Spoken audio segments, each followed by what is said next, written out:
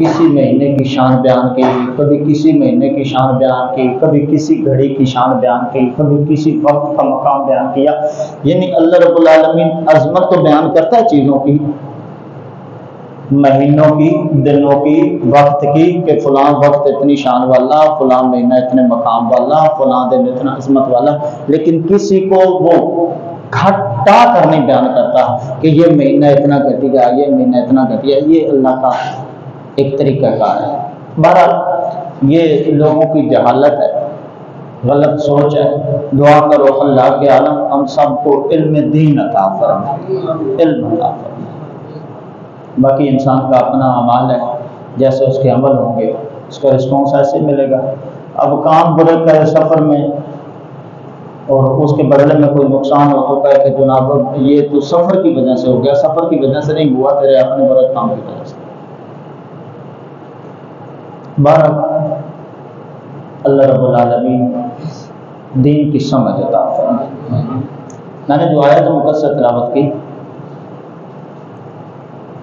اس آیت مقدسہ میں اللہ کے عالم نے اپنی لا ریب کتاب کی تعریف بیان کرتے ہوئے فرمایا وَإِن كُنتُمْ فِي رَيْبٍ مِّمَّا نَزَّلْنَا عَلَىٰ عَبْدِنَا فَأْتُوا بِسُورَةٍ مِّن مِّثْلِهِ۔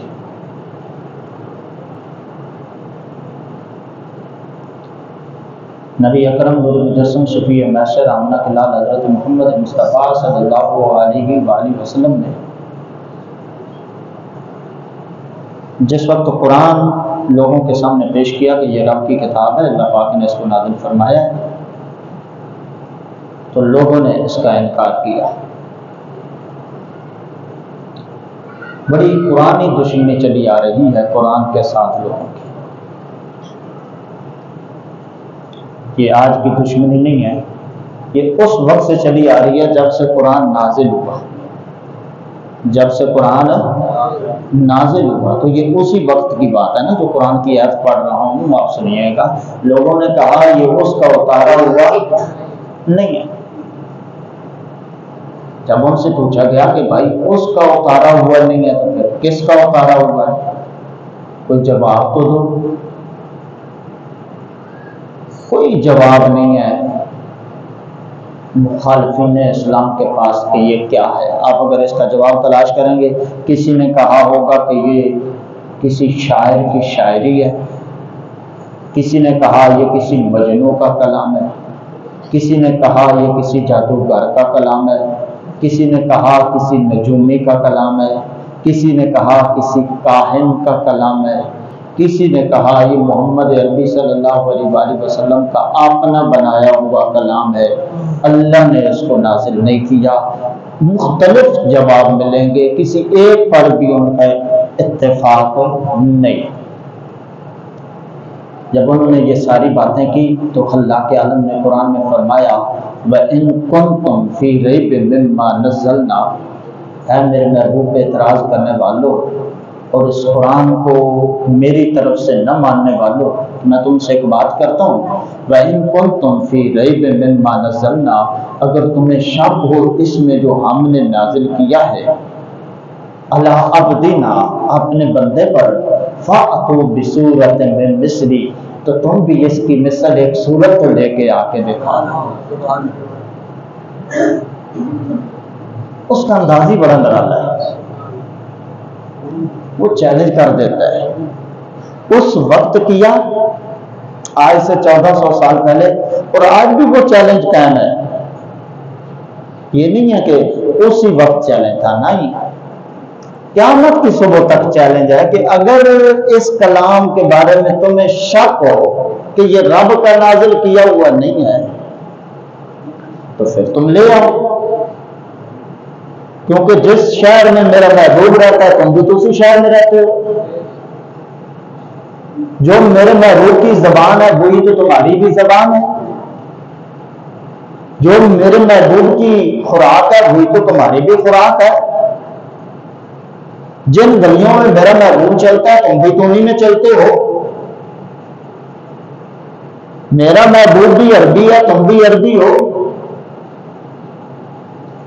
اگر تم کہتے ہو کہ یہ میری طرف سے نہیں ہے، رسول اللہ کا خود بنایا ہے، محمد عربی کا خود بنایا ہوا کلام ہے، تم میرا محبوب بھی انسان ہے، تم بھی انسان ہو، اگر میرے محبوب نے اتنے 30 پارے تمہارے سامنے پیش کیے ہیں تو تم بھی تو ایک صورت لے آؤ نا۔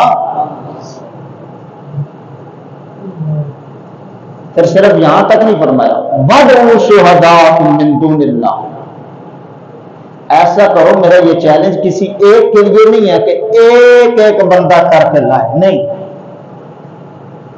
یہ نہیں کہا کہ ایک بندہ جناب دوسرے بندے سے مشاورت نہیں کرے گا، یا 2 ہوں گے تیسرے سے مشاورت نہیں کرے گا، 3 ہوں گے تو چوتھے سے مشورہ نہیں کرے گا۔ فرمایا وَادْعُوا شُهَدَاءَكُم مِّن دُونِ اللَّهِ، اللہ کو چھوڑ کے جن مرضی بلا لو، اللہ کو چھوڑ کر جس کو مرضی بلاؤ، وَادْعُوا، دعوت دو، بلاؤ، پکارو، شُهَدَاءَكُم مِّن دُونِ اللَّهِ، اللہ کے سوا اور گواہوں کو بلا لو اور لوگوں کو بلا لو، ان کنتم صادقین، اگر تم سچے ہو، اگر تم سچے ہو، فَإِن لَّمْ تَفْعَلُوا، اگر تم سچے ہو بنا لو پھر تو ٹھیک ہے، تم سچے ہوئے میرا محبوب جھوٹا ہوا، لیکن یاد رکھنا فَإِن لَّمْ تَفْعَلُوا، اگر تم اس طرح نہ کر سکے، اگر تم اس طرح نہ کر سکے، نہ بنا سکے، وَلَن تَفْعَلُوا، میں رب العالمین اعلان کر رہا ہوں تم کر بھی نہیں سکو گے۔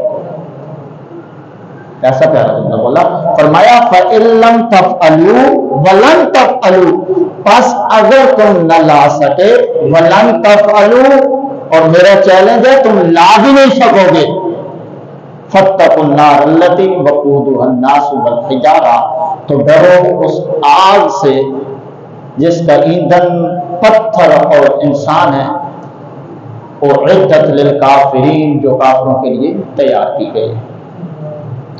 گویا خلاق عالم نے رسول اللہ صلی اللہ علیہ وآلہ وسلم کے مخالفین کو چیلنج دے دیا کہ اگر شک ہو تو اس کتاب کے مقابلے میں تم کتاب لے کے،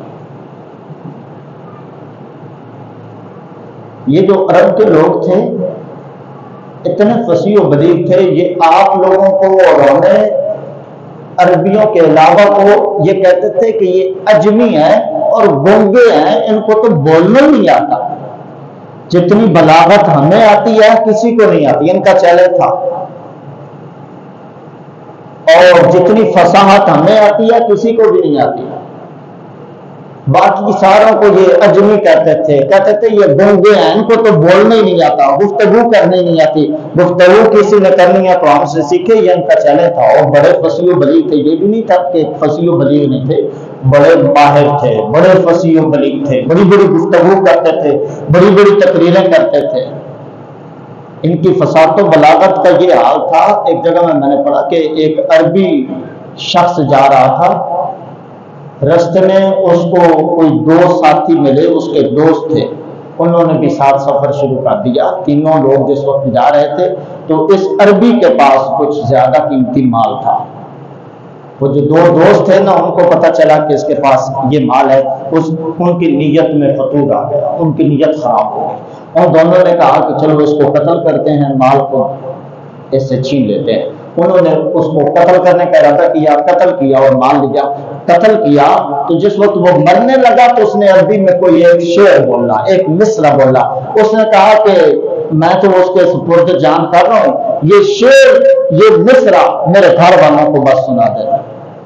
ان دونوں نے کہا ٹھیک ہے، مال لیا، گھر گئے اس کے، اور اس کے گھر جا کے ساری واردات بتائی کہ اس طرح تمہارا بندہ جو ہے اس کے ساتھ کوئی مسئلہ ہوا، بیمار ہوا، پریشانی آئی، وہ تو مر گیا، مرتے مرتے اس نے یہ بات کی ہے، یہ مصرع بولا کہ میرے گھر والوں کو سنا دینا۔ جس وقت گھر والوں کو سنایا، اس کی ایک بچی تھی، اس نے جس وقت سنا اس نے کہا ان دونوں کو پکڑ لو، میرے باپ کا بولا ہوا مصرع بتا رہا ہے کہ میرے قاتل یہ دونوں شخص ہیں۔ رحمت علی صاحب خود پیغام لے کے جا رہے ہیں، یعنی سوچو کہ لفظوں کے اندر کتنی فصاحت و بلاغت اور کشیدگی تھی، تو جو پیغام لے کے جا رہے ہیں اس کو بھی نہیں پتا کہ ہم کیا لے کے جا رہے ہیں، لیکن سننے والا بچی ہو کے اس کی سماعت کا یہ عالم تھا، اس نے کہا اس کو گرفتار کرو، ان دونوں کو، یہ میرے والد کے قاتل ہیں۔ بہرحال گرفتار کیا گیا. گرفتار کرنے کے بعد جس وقت تفتیش کی گئی، تفتیش کرنے کے بعد پتہ چلا، دلائل ملے کہ یہ دونوں بندے اس بندے کے قاتل تھے. جنہیں فساد و بلاغت ان کی ایسی عروج تھی، ان کو قرآن چیلنج کر رہا ہے کہ لے آؤ. پھر یاد رکھیے گا، یہ نہیں کہ انہوں نے ساری زندگی کوشش نہیں کی، نہ کوشش کرتے رہے. قرآن بنانے کی کوشش بڑے بڑے لوگوں نے کی ہے. نام تمہیں ملیں گے اگر تم تلاش کرو کہ کون کون ہے جس نے قرآن کے مقابلے میں کتاب بنانے کی کوشش کی ہے، تمہیں نام ملیں گے. ابن عقبہ کا نام ایک پڑھا میں نے کہ یہ شخص تھا 4 صدی کا، نہیں 4 صدی کا نہیں، سوری، یہ تابعی تھا. اس نے صحابہ کرام کی زیارت کی ہوئی تھی، تابعین کے دور میں سے تھا. اس نے کوشش کی کہ میں قرآن لکھوں، قرآن کے مقابلے میں کوئی کتاب لکھوں جو قرآن کا مقابلہ کرے. رب نے کہا نا میں کنتم فی ریب مما نزلنا علی عبدنا فأتوا بسورۃ من مثلہ. اس نے لکھنے کی کوشش کی اور لکھ رہا تھا. لکھتے لکھتے لکھتے یہ کہیں جا رہا تھا تو کسی مدرسے سے آواز آئی، کوئی بچہ پڑھ رہا تھا، وقیل یا ارض ابلعی ماء ویا سماء اقلعی وغیض الماء وقضی الامر واستوت الجودی وقیل بعدا للقوم الظالمین. اس نے جب یہ آیت پڑھی، سنی، گھر گیا. گھر جانے کے بعد جو کچھ لکھا ہوا تھا اس کو مٹا دیا. مٹانے کے بعد اس نے کہا سچ کہا ہے کسی نے، یہ کسی عام بندے کا کلام نہیں، یہ رب کا نازل کیا ہوا قرآن. بڑے بڑے لوگ. ایک شاعر جا رہا تھا، اس کی بھی سوچ تھی کہ میں لکھوں. اس نے آیت سنی، فلم مستیسوا منہ خلصوا نجیا. جس وقت اس نے یہ آیت سنی، اس نے دل سے ارادہ کیا، اس نے کہا میں غلط گمانے میں ہوں، یہ کسی مخلوق کا کلام نہیں ہے، یہ رب العالمین کا نازل کیا ہوا کلام ہے. اسی وقت اس نے توبہ کر دی. محمد بن مسلم نحوی کا نام ملتا ہے کہ ان کی بیٹھک تھی، لوگ بیٹھے ہوئے تھے، بات ہو رہی تھی قرآن کے اعجاز پہ، قرآن کے معجزہ ہونے پہ، قرآن کے کریم ہونے پہ کہ قرآن کیسی عظیم کتاب ہے. تو کسی شخص نے کہا کہ قرآن بار بار یہ دعویٰ کرتا ہے کہ میری طرح کوئی لے کے آؤ کلام، میری طرح کوئی کتاب لے کے آؤ، ایک آیت لے کے آؤ، ایک سورت لے کے آؤ. اس نے کاغذ بھی لیا، قلم بھی لیا، ایک بند کمرے میں چلا گیا. بند کمرے میں جا کے اس نے دروازہ بند کر دیا. اس نے کہا 3 دنوں کے بعد ہمیں موقع میں قرآن جیسی یہ کتاب لکھ کے دکھاؤں گا. لوگ کیا سوچیں گے کہ قرآن کے مقابلے میں کوئی کتاب نہیں لکھی گئی. اس نے دروازہ بند کیا، اندر بیٹھ گیا، کاغذ اور قلم لے کے بیٹھا، سوچتا رہا. تیسرے دن جا کے لوگوں نے دروازہ کھولا، دیکھا تو اس نے ایک لفظ بھی نہیں لکھا تھا قرآن کے مقابلے میں. اس نے سوچا تھا کہ میں بہت بڑی عبارت لکھوں گا، نہیں لکھ سکا. حضرت ابو ذر غفاری رضی اللہ تعالیٰ عنہ میرے نبی کریم علیہ السلام کے صحابی ہیں، خود فرماتے ہیں کہ میرے بھائی گئے، ابھی انہوں نے کلمہ نہیں پڑھا تھا، مسلمان نہیں ہوئے تھے. کہتے میرے بھائی گئے مکہ میں، رسول اللہ صلی اللہ علیہ وسلم سے ملاقات ہوئی تو واپسی آ کے میں نے کہا کہ ادھر ایک شخص ہے، نبوت کا دعویٰ کرتا ہے، اس کے پاس کتاب ہے، لوگ اس کو شاعر کہتے ہیں، اس کو مجنوں کہتے ہیں، کاہن کہتے ہیں، کہتے ہیں اس نے اپنی طرف سے بنائی ہے. میں نے پوچھا میرے بھائی تو بتا کیسی کلام ہے؟ اس نے کہا میں شاعروں سے بھی ملا ہوں، اس کی کتاب کسی شاعر جیسی نہیں ہے.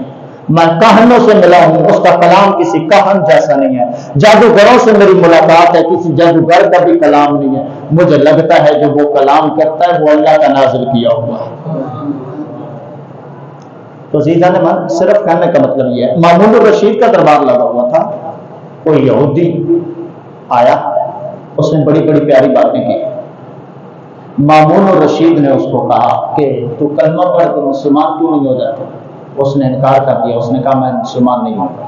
میں ٹھیک ہے، چلا گیا. چلے جانے کے بعد 1 سال کے بعد واپس آیا.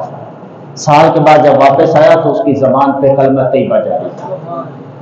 مامون الرشید نے پوچھا اور اس کے ساتھیوں نے پوچھا کہ بھائی 1 سال پہلے آئے تھے، تجھے دعوت بھی دی تھی، تو نے دعوت قبول نہیں کی، اب تو مسلمان ہو گیا ہے، وجہ بتا سکتا ہے کہ کیا وجہ ہے اور کس چیز نے تیری زندگی میں انقلاب برپا کیا ہے؟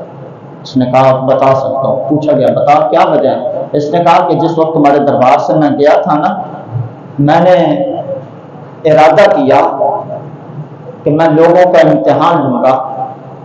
میں نے تورات بھی لی، انجیل بھی لی، قرآن بھی لیا، تینوں کتابیں لی. تورات لی، اس کے اندر بھی میں نے تبدیلی کی. انجیل لی، اس کے اندر بھی میں نے تبدیلی کی. قرآن لیا، اس کے اندر بھی میں نے تبدیلی کی. تینوں کتابوں کے اندر میں نے تبدیلی کی. تبدیلی کرنے کے بعد میں یہودیوں کے پاس گیا، ان کو میں نے تورات دی، انہوں نے لی اور ایکسپٹ کر لی. عیسائیوں کے پاس گیا، انجیل دی، انہوں نے لی، ایکسپٹ کر لی. اس کے بعد میں مسلمانوں کے پاس گیا، مسلمانوں نے قرآن پکڑا، مطالعہ کیا. مطالعہ کرنے کے بعد مجھے واپس کر دیا، کہا یہ ہماری کتاب نہیں ہے. یہودیوں عیسائیوں نے تورات و انجیل قبول کر لی، ان کو نہیں پتا چلا کہ اس کے اندر تبدیلی ہوئی ہے یا نہیں ہوئی. لیکن میں قرآن جو جس وقت میں مسلمانوں کے مکتبے پہ گیا، مسلمانوں کے پاس گیا، قرآن سیل کرنا چاہا، اس میں میں نے اپنی طرف سے تبدیلی کی تھی. مسلمانوں نے میرے منہ پہ مار کے کہا جا، اس کے اندر تبدیلی ہے، یہ وہ نہیں جو ہمارے رب نے نازل فرمایا. یہ قرآن کا خاصہ قسم بخدا. اور جتنی کتابیں ہیں تبدیلی کرو نہیں پتہ چلے گا. قرآن ایسی واحد کتاب ہے کہ تم قرآن کی تلاوت کرو، چھوٹا سا بچہ تمہیں بتا دے گا کہ قاری صاحب آپ غلط پڑھ رہے ہیں، زبر کو زیر پڑھ رہے ہیں، زیر کو پیش پڑھ رہے ہیں، پیش کو شد پڑھ رہے ہیں، مد پڑھ رہے ہیں، یہ غلطی کر رہے ہیں. قرآن کا ایک لفظ بھی قیامت کی صبح تک کوئی تبدیل نہیں کر سکتا. یہ قرآن کا اعجاز ہے قسم بخدا. اس کے بعد یاد رکھیے گا، انہوں نے جو کوشش کی اور قرآن کے اندر تبدیلی نہیں کر سکتے اور قرآن کے مقابلے میں کوئی کتاب نہیں لا سکے، اس کی بھی بہت سی بڑی وجہ ہے. اس کی سب سے پہلی وجہ یہ ہے کہ قرآن کے اندر جیسی جامعیت ہے ایسی کسی کتاب کے اندر کوئی جامعیت نہیں ہے. یعنی قرآن ایسی کتاب ہے، آپ دیکھیں مختصر سی یہ کتاب ہے، لیکن اگر آپ اس کی تفاسیر کا مطالعہ کریں، کسی مفسر کو بھی اٹھا لیں تو اس نے قرآن کی کیا تفسیر بیان کی ہے، تمہیں وہ نظر آئے گا کہ ایک کتاب اس کی تفسیر اتنی لکھی گئی کہ ایک مفسر نے اتنی اس کے اوپر کتابیں لکھی، تفسیر لکھی کہ ایک بندہ ان کو اٹھا نہیں سکتا ہے. کتابیں یعنی اللہ رب العالمین نے اس کے اندر، اس کے الفاظوں کے اندر ایسی وسعت رکھی ہے. الفاظوں کے اتنے مطلب ہیں. صرف یہ نہیں ہے کہ جناب الحمدللہ رب العالمین ہم لوگ تو صرف پڑھ دیتے ہیں. نام میرے بھائی، اس کے معنی کے اندر غوطہ جانو. حضرت سیدنا عبداللہ ابن عباس رضی اللہ تعالیٰ عنہ مفسر قرآن ہے، آقا علیہ الصلوۃ والسلام کے صحابی ہیں، اور ایسے مفسر ہیں کہ جن کو سلطان المفسرین کہا جاتا ہے، جن کے بغیر تفسیر قرآن کی مکمل ہی نہیں ہوتی. ایسے مفسر ہیں، فرماتے ہیں کہ اگر میرے اونٹ کی نکیل، میرے اونٹ کی رسی گم ہو جائے تو اس کو بھی میں قرآن سے ڈھونڈ سکتا ہوں. قرآن کے اندر اتنا کچھ بیان ہوا کہ میرے اونٹ کی رسی گم ہو جائے اور میں ڈھونڈنا چاہوں کہ کہاں ہے، میں قرآن کھولوں گا مجھے قرآن بتا دے گا، اے عبداللہ بن عباس تیرے اونٹ کی نکیل فلاں جگہ پڑی ہے. اتنے قرآن کے ماہر تھے. آپ فرماتے ہیں کہ ایک رات عشاء کی نماز پڑھی، مولا علی نے مجھے کہا کہ عبداللہ بن عباس میں آپ سے بات کرنا چاہتا ہوں. میں نے کہا میں حاضر ہوں. اپنے گھر لے گئے، ہم دونوں تھے. آپ نے مجھے فرمایا کہ الحمدللہ کی تفسیر بیان کریں. مولا علی نے جب آپ کو کہا کہ الحمدللہ کی تفسیر بیان کریں، آپ فرماتے ہیں میں نے نفی میں جواب دیا، حضور میں اس کی تفسیر بیان نہیں کر سکتا. میرے مصطفیٰ کے غلام نے جس وقت مولا علی نے کہا کہ تفسیر بیان کریں، آپ نے نفی میں جواب دیا. عبداللہ بن عباس فرماتے ہیں اس کے بعد مولا علی نے الحمدللہ میں سے الف کا لفظ لیا، الف کا حرف لیا. مولا علی الف پہ گفتگو کرنا شروع ہو گئے. کئی گھنٹے گزر گئے صرف الف کے اوپر گفتگو تھی. پھر آپ نے لام کو لیا، کئی گھنٹے گزر گئے لام پہ گفتگو کی، پھر آپ نے ہا کو لیا، کئی گھنٹے گزر گئے ہا پہ گفتگو کرتے رہے، فجر کی اذانوں کا وقت ہو گیا، ابھی الحمدللہ کی تفسیر مکمل نہیں ہوئی تھی۔ لوگوں کو کیا پتا؟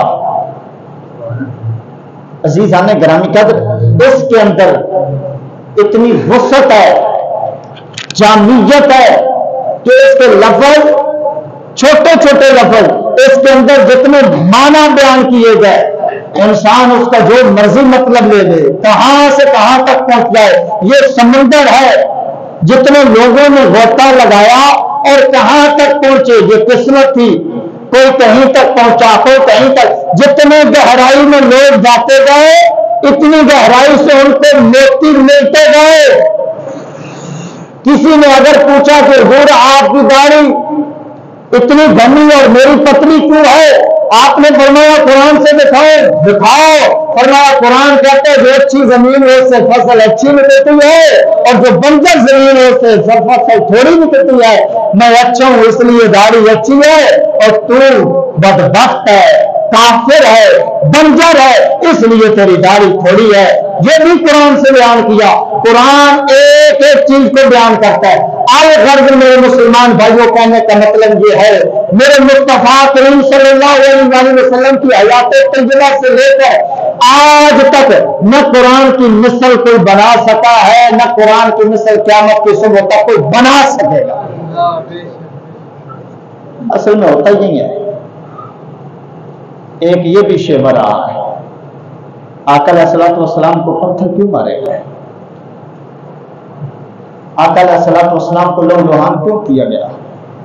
آقا علیہ الصلوۃ والسلام کو گھر سے کیوں نکالا گیا؟ آقا علیہ الصلوۃ والسلام سے مکہ سے کیوں نکالا گیا؟ کسی بندے کو آقا علیہ الصلوۃ والسلام نے قتل کیا تھا ان کے؟ کسی کو گالی دی تھی؟ کسی کو برا بھلا کہا تھا؟ کچھ بھی نہیں، صرف ایک دلیل تھی میرے مصطفیٰ کے پاس، فرمایا اس کے مقابلے میں لو۔ جب مقابلہ نہیں کر سکے تو آگے ہاتھ درمی پہ اتر آئے۔ جب مقابلہ نہیں کر سکے، ہمیشہ سے یہ چلا آ رہا ہے، جب بندہ دلیل کے ساتھ کسی چیز کا مقابلہ نہیں کر سکتا تو لڑائی پہ اتر آتا ہے، انتہا پسندی پہ اتر آتا ہے۔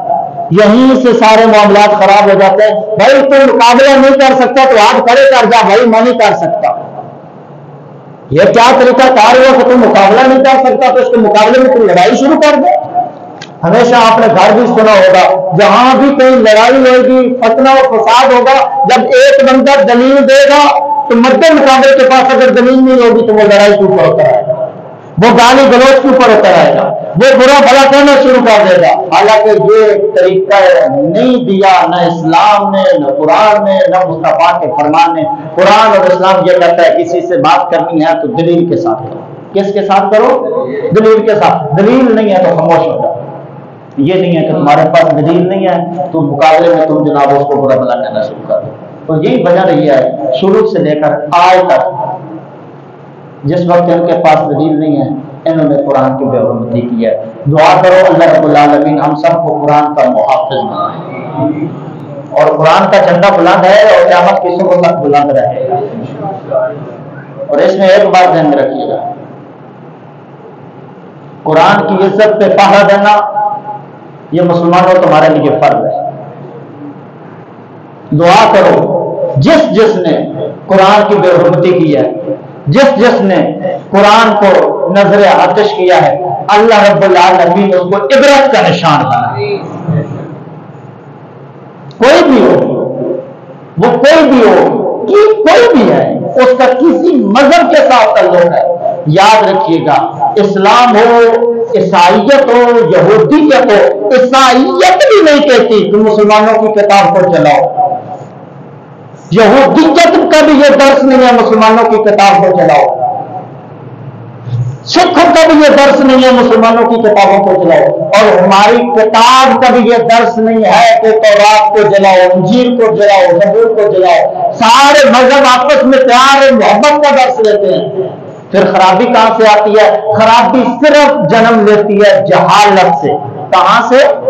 یہ ہمیشہ یاد رکھنا، جاہل اس کا کوئی مذہب نہیں ہوتا، جس طرح دہشت گرد کا کوئی مذہب نہیں، جاہل کا کوئی مذہب نہیں۔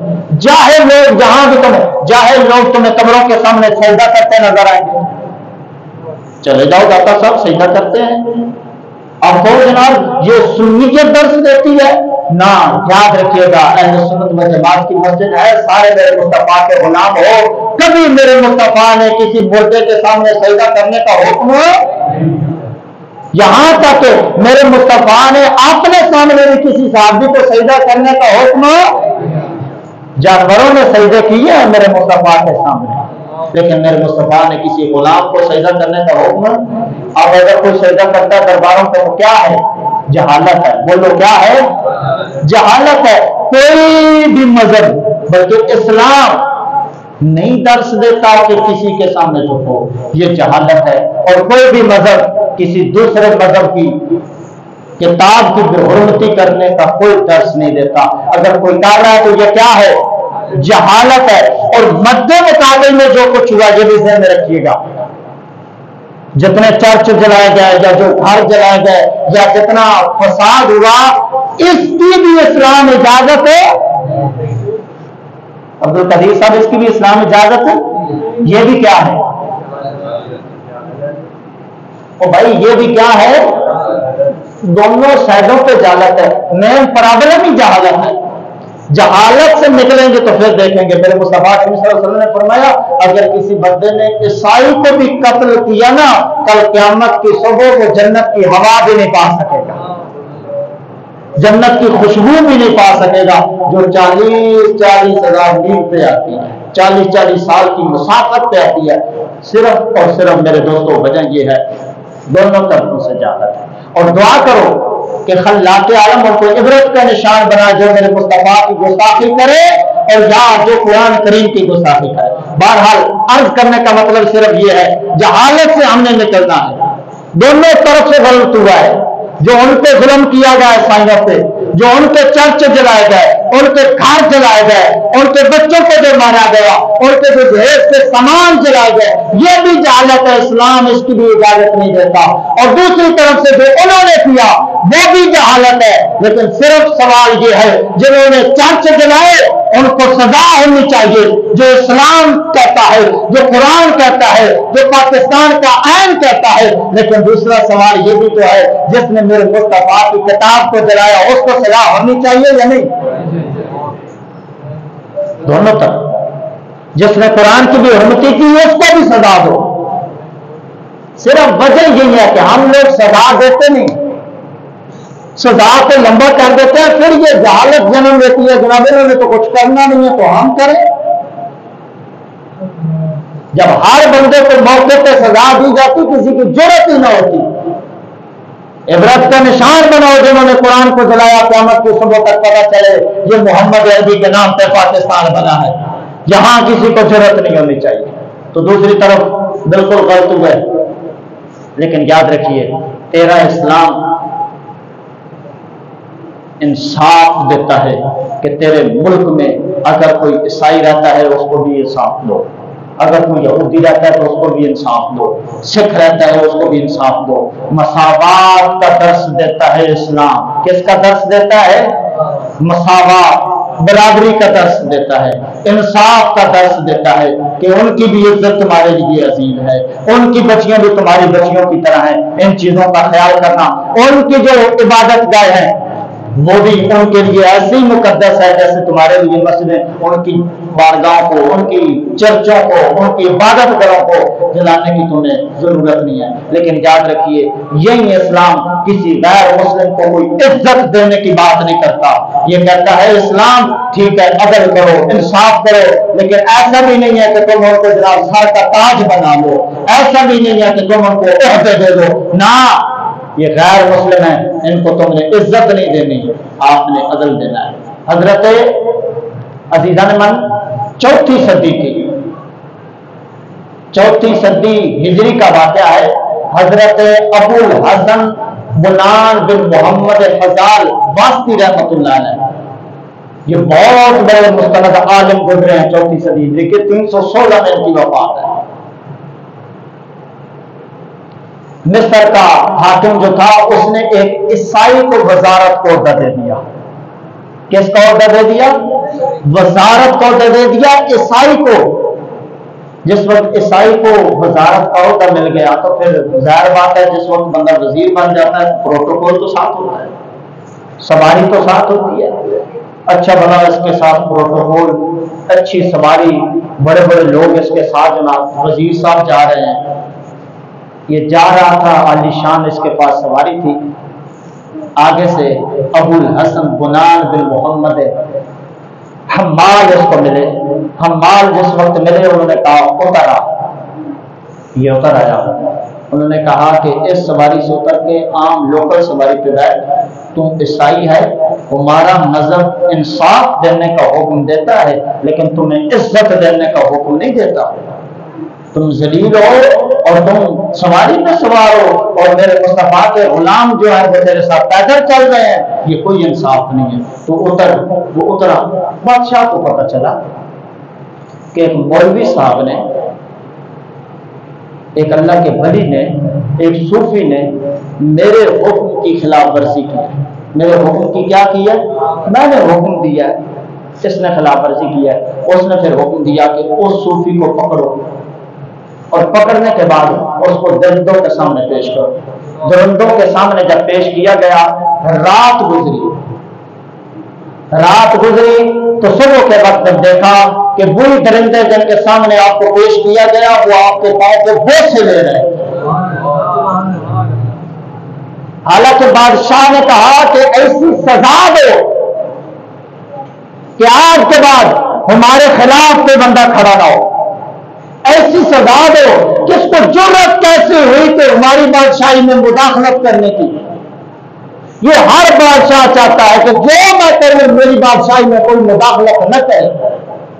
میں جیسے مرضی کروں, جیسے مرضی قتل کروں, جیسے مرضی ظلم کروں, کوئی مداخلت نہ کرے. یہ ہمیشہ سے چلا آ رہا ہے. مداخلت کرنے والوں کو ایسے بٹھایا جاتا ہے کہ دوبارہ اٹھنے کے لیے کوئی تیار نہیں ہوتا. بڑی باتیں کئی لمبی نکل جائیں گی. دعا کرو اللہ رب العالمین ان بادشاہ کو ہدایت نصیب کرنا. ہر بندہ ظلم کی چکی میں پھنس رہا ہے قسم خدا. میں جانتا ہوں آپ کے حالات کو اور پاکستان کے حالات کو, کس طرح لوگ جی رہے ہیں. لوگ خودکشیاں کرنے پہ مجبور ہیں اور کر رہے ہیں, آپ نے سنا ہوگا, لیکن کوئی نکل نہیں رہا. کیوں؟ ان کا حکم ہے جناب, جو ہمارا آڈر ہوگا تم نے تسلیم کرنا ہے, جو آپ انہیں حکم کریں گے تم نے تسلیم کرنا. خبردار کوئی ہمارے خلاف نکلے, خبردار کوئی آواز نکالے, خبردار کسی کی چیخ نکلے, ہم جیسے مرضی تمہیں ذبح کریں. سیدھی چھری سے کریں, الٹی چھری سے کریں, دن کو کریں, رات کو کریں, جب مرضی. ہمارا دل چاہے تمہیں ذبح کریں, دل چاہے تمہیں مارے, تم نے بولنا نہیں ہے. یہ تو وہی بات ہو گئی نا کہ کوئی بارات جا رہی تھی, آگے سے ڈاکو ہے, ڈاکوؤں نے ان کو لوٹا. لوٹنے کے بعد سب کچھ لوٹنے کے بعد ان کے سامنے کھڑے ہو گئے, پسٹل نکالے, بندوقیں نکالی, سامنے پہ کر کے کہا ہاتھ کھڑے کر کے کہو ہم تمہیں آج بھی معاف کرتے ہیں, کل قیامت والے دن بھی معاف کریں گے.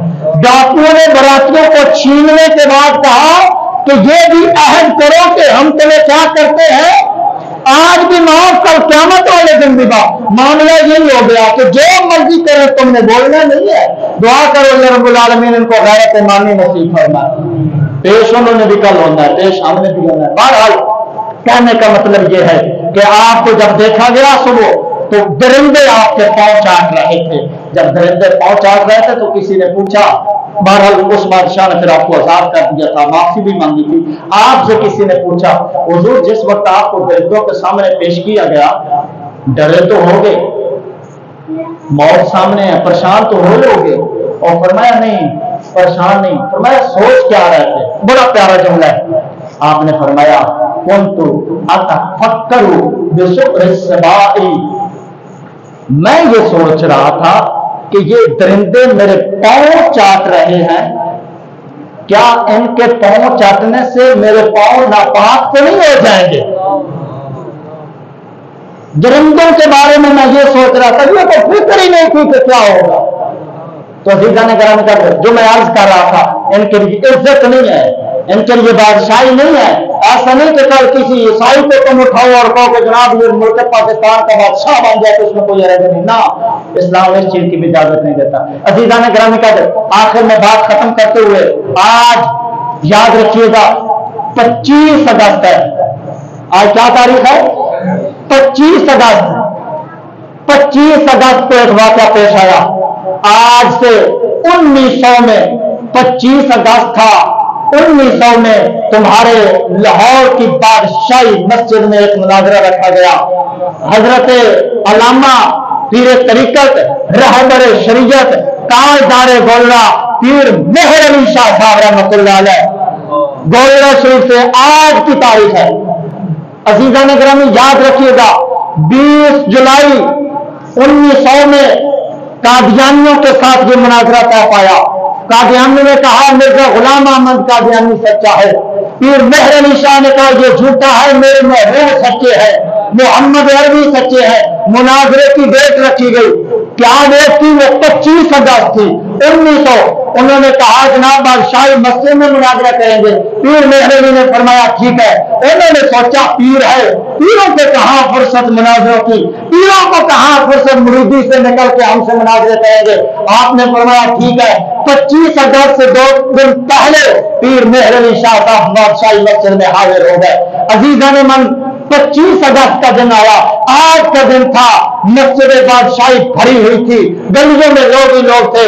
इंतजार कर रहे थे उस कज़्ज़ाब का, इंतजार कर रहे थे उस काज़िब का कि आए, लेकिन वो नहीं आया। उसने एक अपना खत भेजा, कई लोग भेजे। उसने कहा जाके पीर मेहर अली को कहो मैं यहां नहीं आ सकता, एक और काम करते हैं। फरमाया क्या कहते हैं? उन्होंने कहा वो कहता है कि मुबाहला करते हैं, एक अंधा होगा एक लंगड़ा होगा, दोनों पेश किए जाएंगे। एक बार मैं दुआ करूंगा, एक बार मेहर अली दुआ करेगा, मैं सच्चा हुआ मेरी दुआ से जिंदा, मेरी दुआ से वो मदीना सही हो जाएगा। मैं सच्चा हुआ तो लंगड़ा मेरी दुआ से सही हो जाएगा। अगर मेहर अली शाह सच्चा हुआ वो दुआ करेगा तो उसकी दुआ से वो जो मदीना है सही हो जाएगा, वो लंगड़ा सही हो जाएगा। आपने फरमाया हो कमीने उसको बता दो यहाँ लंगड़े को और अंधे को सही करने वाली बात नहीं। आज अगर वो कज़्ज़ाब करे मुर्दे जिंदा कर, मैं पीर मेहर अली आज मुर्दे भी जिंदा करके दिखाऊंगा। दीन की सरबुलंदी के लिए, खत्म नबूवत के प्रचार के लिए पीर मेहर अली शाह साहब ने आज के दिन बहुत बड़ा मुसलमानों पे आपका एहसान है। दुआ करो अल्लाह रब्बुल आलमीन आपकी कब्र पे करोड़ रहमतों का नज़ूल फरमाए और खत्म नबूवत का झंडा क़यामत की सुबह तक बुलंद रहे। वमा तौफीकी इल्ला बिल्लाह।